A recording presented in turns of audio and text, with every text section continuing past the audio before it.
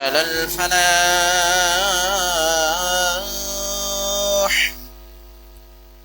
حي على الفلاح.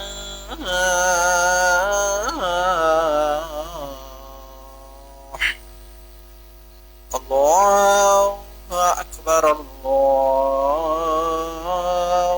أكبر، لا إله إلا الله.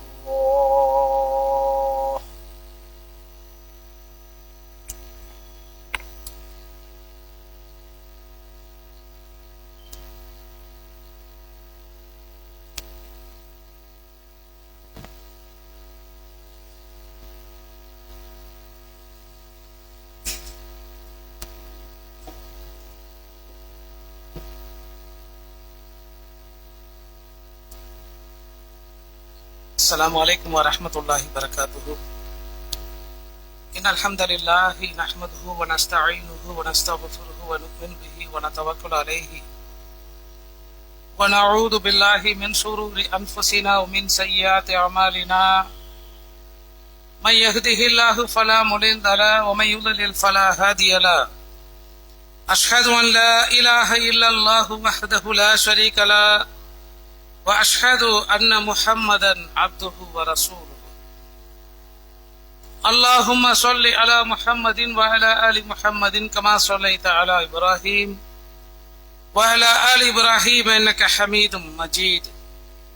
اللهم بارك على محمد وعلى آل محمد كما باركت على إبراهيم وعلى آل إبراهيم إنك حميد مجيد. أما بعد، فقد قال الله تعالى في محكم تنزيله العظيم والفرقان المجيد: أعوذ بالله من الشيطان الرجيم، بسم الله الرحمن الرحيم. إن الله يحب الذين يقاتلون في سبيله صفا كأنهم بنيان مرصوص. صدق الله. அன்பிற்குரிய பெரியோர்களே, சகோதரர்களே, வல்ல அல்லாஹ் நம் மீது கடமையாக்கிய ஜும்மா என்ற சிறப்பு மிகு வணக்கத்தை நிறைவேற்றுவதற்காக இங்கே ஒன்று கூடியிருக்கிறோம். அல்ஹம்துலில்லாஹ்.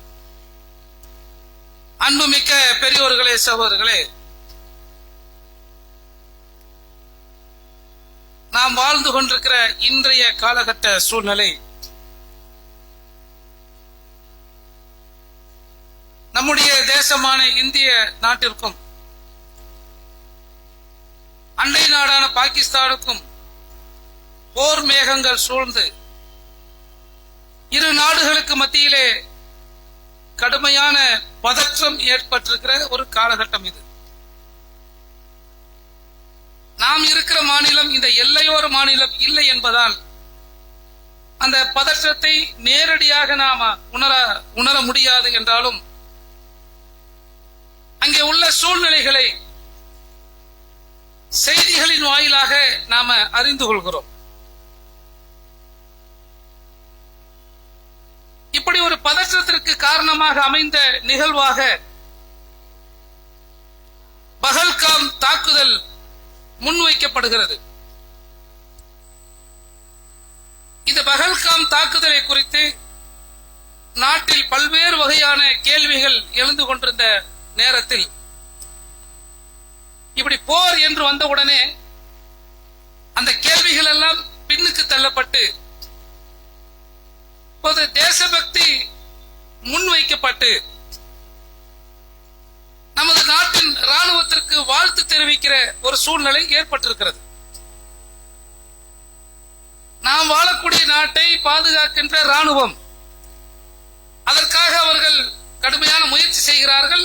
அதில் எந்த மாற்று கருத்தும் இல்லை. ஆனால் இந்த போரின் காரணமாக நியாயங்கள் பின்னுக்கு தள்ளப்படுவது, நியாயமான கேள்விகள் பின்னுக்கு தள்ளப்படுவது இருக்கிறதே, அது மிக பெரும் அநியாயம். ஏனென்று சொன்னால், காஷ்மீருக்கு சுற்றுலா சென்றிருக்கிற எல்லா சுற்றுலா பயணிகளும் அந்த மாநிலத்தின் நிலை எப்படிப்பட்டது, அங்கே ஒரு குறிப்பிட்ட தூரத்திற்கு ஒரு ராணுவ வீரர் பாதுகாப்பு பணியில இருப்பார். இங்க மாதிரி முக்குக்கு முக்கு அங்க ஒண்ணு இங்க ஒண்ணு போலீஸ் இல்ல, ராணுவமே நிக்கும். ராணுவத்தின் முழு பாதுகாப்பிலே, முழு கண்காணிப்பிலே அந்த மாநிலம் கொண்டு வரப்பட்டிருக்கிறது. அது அந்த மாநில மக்களுக்கு எவ்வளவு பெரிய அன்றாட வாழ்க்கைக்கு தொந்தரவாக மாறி இருக்கிறது என்பதை அந்த மாநிலத்தின் பெண்மணி ஒரு முறை சுட்டிக்காட்டினார். உங்களுடைய குளியல் அறையிலே ஒருவர் எட்டி பார்த்துக் கொண்டிருந்தால், நீங்கள் குளிக்கும் போது ஒருவர் எட்டி பார்க்கிறார் என்று சொன்னால் நீங்கள் எப்பேற்பட்ட ஒரு வேதனையை அனுபவிப்பீர்கள். அது போன்ற ஒரு கண்காணிப்பின் வேதனையை நாங்கள் காஷ்மீரிலே அனுபவிக்கிறோம் என்று ஒரு பெண் சொல்கிறார். அந்த அளவுக்கு ராணுவத்தினுடைய கடுமையான கண்காணிப்பு, மேலோட்டமான கண்காணிப்பு அல்ல. அப்படி கடுமையான கண்காணிப்பு இருக்கக்கூடிய அந்த மாநிலம், அதிலும் குறிப்பாக இந்த தாக்குதல் நடைபெற்ற பகல்காம், அந்த இடத்திற்கு இதற்கு முன்னால் சென்று வந்த பயணிகள், நாங்கள் சென்ற போது அங்கே ஆயிரக்கணக்கான ராணுவ வீரர்கள் அந்த பகுதியை பாதுகாக்கும் பணியில் ஈடுபட்டிருந்தார்கள் அப்படிங்கிற தகவலை சுற்றுலா பயணிகள் சொல்லுகிறார்கள். இந்த தாக்குதல் நடைபெற்ற அந்த நேரத்தில் அங்கே பாதிக்கப்பட்டு உயிர் பிழைத்த சுற்றுலா பயணிகள் சொல்லுவது, அங்கே ராணுவ வீரர்கள் யாரும் இல்லை.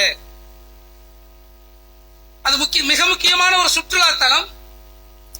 அந்த சுற்றுலா தலத்தில் இதற்கு முன்னால் போய் வந்த சுற்றுலா பயணிகள் சொல்லுகிற செய்தி, அங்கே கடுமையான ராணுவ பாதுகாப்பு அங்கே இருக்கும். தாக்குதல் நடைபெற்ற போது அங்கே இருந்த சுற்றுலா பயணிகள் சொல்லுவது, ராணுவம் அங்கே இல்ல.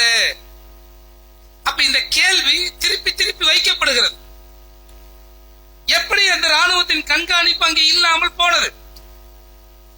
அந்த இடத்தை அடைய வேண்டுமானால் தீவிரவாதிகள் என்று யாரை நாம சுட்டி காட்டுகிறோமோ அந்த துப்பாக்கி ஏந்தியவர்கள் எப்படி ராணுவத்தினுடைய கட்டு காவலை மீறி, அதிலும் இந்திய அரசு சொல்லுகிற தகவல், பாகிஸ்தானில் இருந்து இந்தியாவிற்குள் ஊடுருவி அவங்க இங்க வந்தாங்க. அப்ப பல கிலோமீட்டர் ராணுவத்தினுடைய கண்காணிப்பை மீறி, அதனை தாண்டி ஒரு ஆயுதம் தாங்கிய பொதுமக்களை கொல்லுகிற ஒரு கொலைகாரன் உள்ளே நுழைய முடிகிற அளவுக்கு தான் இங்கே ராணுவம் வலிமையற்றதா என்றால் நிச்சயமா கிடையாது. அதை யாருமே ஒத்துக்க மாட்டாங்க. இப்படி ராணுவத்தினுடைய கண்காணிப்பை மீறி ஒருவன் உள்ளே வந்துவிட முடியுமா? அப்படின்னா வர முடியாது. அப்ப இவங்க எப்படி வந்தாங்க? அதான் கேள்வி. இவர்களால் எப்படி வர முடிந்தது? அப்படி வந்தவர்கள் அவங்க பொதுமக்களை சுட்டுட்டு பாதுகாப்பாக திரும்பி தப்பித்து விட்டார்கள். அப்ப அவங்க வந்து சுட்டுட்டு திரும்பி போற வரைக்கும் அங்கே அந்த ராணுவ வீரர், அந்த பொதுமக்களுக்கான பாதுகாப்பில் ராணுவம் அந்த இடத்துல இல்லைங்கிறது அந்த மக்கள் சொல்லக்கூடிய செய்தி. அங்கே கொல்லப்பட்ட ஒரு கப்பல் படை அதிகாரியுடைய மனைவி 1.5 மணி நேரம் என் கணவர் உயிருக்கு போராடினார் அப்படிங்கிறாங்க.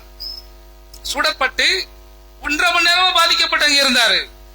அவ்வளவு நேரம் அவருக்கு உதவி கிடைக்கவில்லை.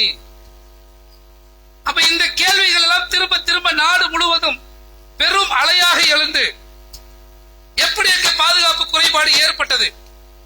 அப்ப மெல்ல இன்னொரு கருத்து வருது. இந்த பாதுகாப்பு குறைபாடுக்கு மத்திய உள்துறை அமைச்சகம் பொறுப்பேற்க வேண்டும், உள்துறை அமைச்சர் இதற்கு பொறுப்பேற்க வேண்டும் என்கிற கருத்து அப்படியே மெல்ல முளைச்சு வெளியில வரும்போது,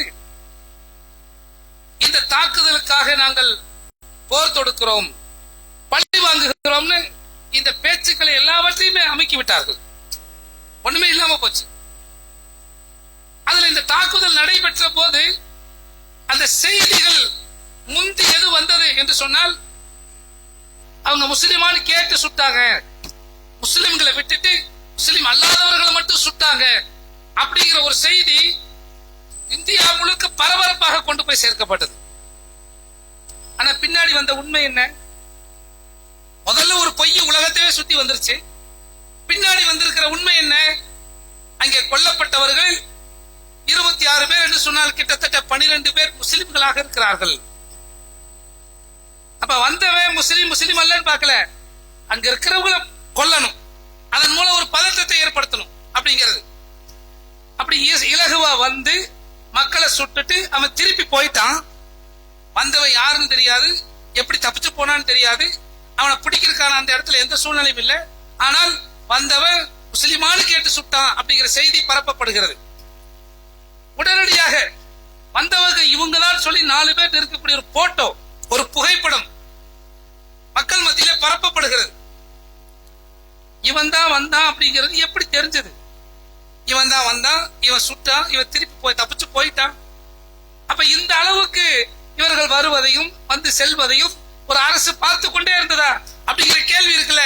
இந்த கேள்விகள் எல்லாம் இப்ப பின்னுக்கு தள்ளப்பட்டு போர் முன்னுக்கு கொண்டு வரப்பட்டு நியாயத்தின் பக்கம் கேள்விகள் அமுங்கி போயிருக்கிற ஒரு சூழ்நிலை. அதே போல இந்த பகல்காம் தாக்குதல் நடைபெறுகிற நேரம் எப்படிப்பட்டதுன்னா, இந்தியா முழுவதும் வக்ஃப் திருத்த சட்டத்திற்கு எதிரான கடுமையான கொந்தளிப்பு ஏற்பட்டிருக்கிற நேரம். யூபியில அவ்வளவு கடும் கட்டுப்பாடுகள், போராட்டத்துக்கு போகக்கூடாதுன்னு எழுதி வாங்குறான், போனா 2 லட்சம் ரூபாய் 50,000 ஃபைன் போடுவோம்னு சொல்றான். அதையும் மீறி அங்கே போராட்டங்கள் நடைபெறுகிற ஒரு நிலை, ஒரு கொந்தளிப்பான ஒரு நிலை.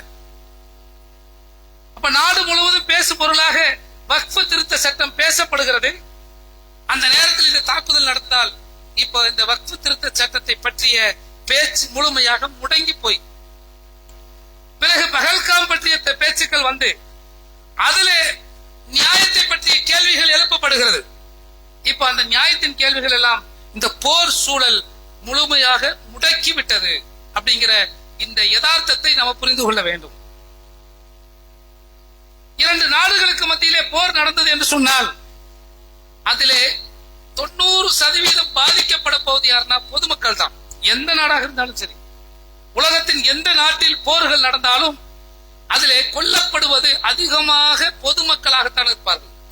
நம்ம வேணா சொல்லிக்கலாம், நாங்க அங்க தீவிரவாதிகள் தான் சுட்டோம், அவன் சொல்லுவான் நாங்க இங்க ராணுவத்தை தான் சுட்டோம், அவன் சொல்லிக்குவான். இப்ப 2 நாடுகளும் பாத்தீங்கன்னா மாறி மாறி பொய்களை சொல்லிக் கொண்டிருக்கிறார்கள். இன்னைக்கு அது சமூக வலைத்தளங்கள் இருப்பதால் வெளியில வருது. இன்னைக்கு பாகிஸ்தான் என்னவெல்லாம் போய் சொன்னான், அவன் என்னவெல்லாம் கட்டுக்கதை அவுத்து விட்டான் என்று அந்த பொய்களும் இங்கே உடைக்கப்படுகிறது. இங்கே இருக்கக்கூடியவர்களும் என்னென்ன பொய்களை அவிழ்த்து விடுகிறார்கள், அது உடைக்கப்படுகிறது. ஆனால் பொய்கள் உடைக்கப்படுகிறதே நம்ம சந்தோஷப்பட பாருங்க. இந்த சந்தோஷம் எப்படிப்பட்டதுன்னா, அந்த பொய் வந்து உலகம் முழுக்க போய் மக்களுடைய மனசுல உட்கார்ந்துரும். பின்னாடி இந்த உண்மை வந்து அதை தொடர்ச்சி எடுக்கிறதுக்கு ரொம்ப தாமதமாகிறது. இன்னும் சொல்ல போனால் பொய் ஈஸியா எல்லா மக்களையும் இப்ப சேர்ந்துருது. உண்மை போய் சேர்வது எல்லோரையும் போய் சேர்வது கிடையாது. ஏனென்றால் பொய்கள் பரப்பப்படுவது பொது மீடியாக்கள்ல, உண்மைகள் வெளிவருவது சோசியல் மீடியாக்கள்ல, தனிநபர் மீடியாக்கள்ல வருது. தமிழ்நாட்டிலே பாத்தீங்கன்னா பிரபலமான பல மீடியாக்கள் இந்த போர் சம்பந்தமாக சொன்ன பல செய்திகள் பொய், பழைய செய்தி, முன்னாடி உள்ளது. மறுப்பு தெரிவிப்பானா, நாங்க தப்பா சொல்லிட்டு சொல்ல மாட்டான். இப்ப திட்டமிட்டு இங்க பொய்கள் பரப்பப்படுகிறது. அது பொய்யின்னு பின்னாடி வருது. அந்த பொய்களை உடைப்பதற்கென்று பல சகோதரர்கள் இந்தியாவில் உண்மை ஃபேக்ட் செக் பண்ணக்கூடிய பல பேர் இங்க சேனல் வச்சிருக்கிறாங்க. ஆனால் அதையெல்லாம் நம்ம சோசியல் மீடியால நம்ம தான் பார்த்து சந்தோஷப்பட்டுக்கணும். இங்க உண்மைகளுக்கு மரியாதை குறைவு, உண்மைகளுக்கு இங்கே வாய்ப்பு குறைவு அப்படிங்கிற ஒரு மோசமான நிலைக்கு நாம தள்ளப்பட்டிருக்கிறோம். அப்ப 2 நாடுகளுக்கு மத்தியில இன்றைக்கு போர் சூழல் ஏற்பட்டிருக்கிறது. இது 2 நாடுகளையும் கடுமையாக பாதிக்கும் என்பதுதான் எல்லா அறிஞர்களும் பொருளாதார வல்லுநர்கள் சொல்லக்கூடிய செய்தி. என்னன்னா, நம்ம பாகிஸ்தானு கூட சண்டை போட்டு பாகிஸ்தானை தோசம் பண்ணி ஜெயித்தாலும்